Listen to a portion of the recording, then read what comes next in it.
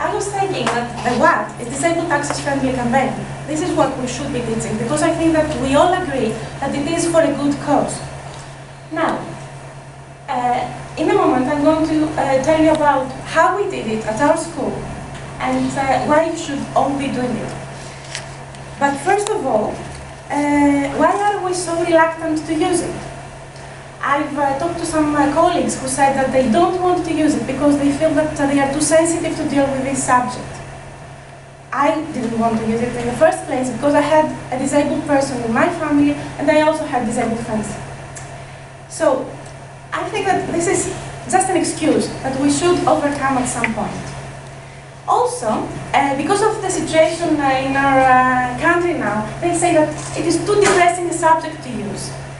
Well, I don't think that our students were depressed. We were afraid of that in the beginning, and to be honest, the first 10 or 15 minutes of each lesson were a little bit awkward. But later on, it went just smoothly. You won't have a problem with that. Now, do you have any school owners here? I've seen some. Don't you worry about using material other than the book because the parents will think that you're wasting their time and money? No. Some do. I've heard about that.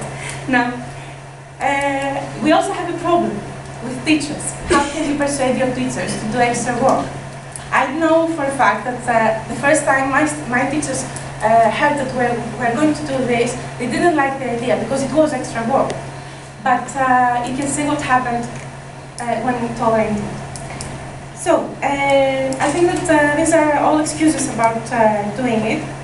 And we can go on to see how we actually did it. We organized an awareness week. You can only do it in a day. The main thing is that you make sure that all your teachers do it at the same time.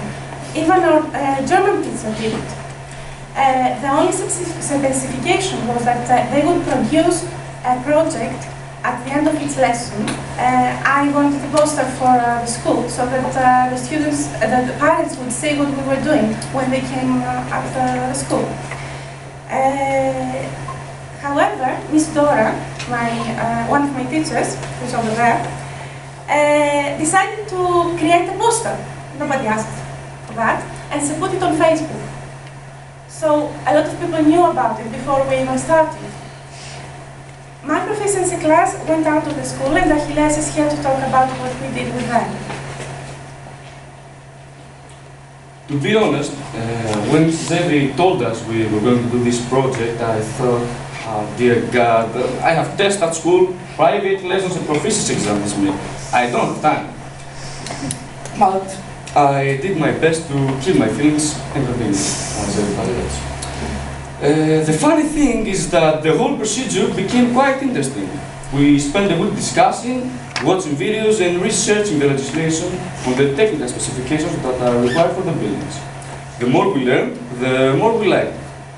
But the most interesting time of our week was the visit to the public buildings with our cameras, our measuring tapes and questionnaires. We even interviewed the Vice Mayor who was willing to answer all our questions. I learned lots of brand new things about people with disabilities throughout this program. I realized how difficult are some things for them that the rest of us take for granted, and I was amazed to find out how capable they are. To cut a long story short, it was quite enjoyable and I wouldn't mind taking part in another one in the future.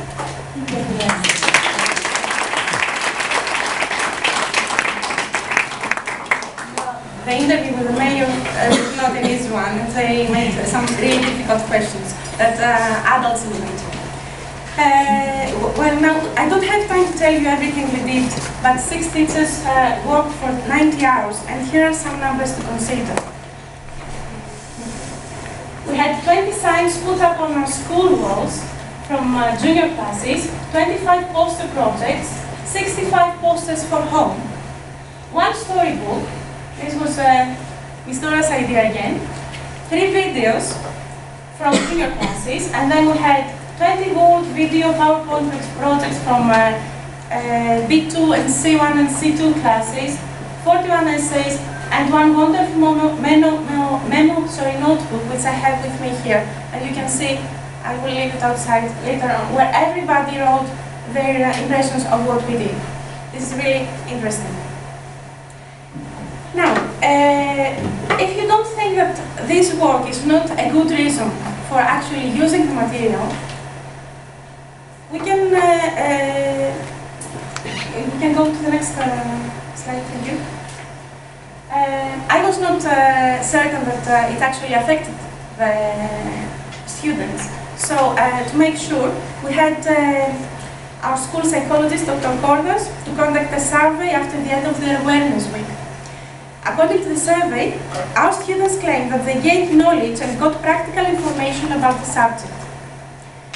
Teachers were really enthusiastic about it, and they all said that they felt fulfillment and got great satisfaction educating and not just teaching English. This is actually what they wrote. Some parents came to school to congratulate us on what we were doing. Nobody complained. Lots of people in Lagadas learned about our work, and we were asked questions about how to deal with people with disabilities. I went to my accountants, and the secretary there asked me if she was behaving properly towards her clients, because she had some people with disabilities who were coming there, and she knew what we were doing from Facebook. She saw our poster. So, you get satisfied parents, teachers, students, the mayor involved, and also you have a whole community discussing about what you do at your school. I think that these are great reasons to use it. So should you decide to use disabled access-friendly material, people will remember you for trying to teach more than just exam skills and bringing English into the real world.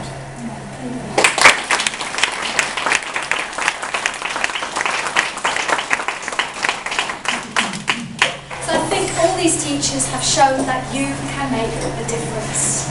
Getting involved makes a difference. Please try using some of our teaching material, just like Bonnie Clementini, Antonia and Evie have done. Antonia contributed material, so did Clementini. You might have an idea, send it in to us. We can develop it into a lesson if you're not confident that it's ready. You can share your experiences with us. This is also a way of raising awareness. The poster that we've just given you, please display it. We're on Facebook, we're on Twitter. Spread the word, everything helps. And consider issues of accessibility in your own environment. I work at the Aristotle University of Thessaloniki, and when I asked in the building where I work, why we don't have a ramp, the answer I was given was that we don't need a ramp because we don't have any students with disability. Now that's a bit chicken and egg. If you don't make somebody welcome, they're never going to come. I'm not talking here about rebuilding your building. You can do something very simple, like a doorbell outside. Press here if you need assistance. That's also a way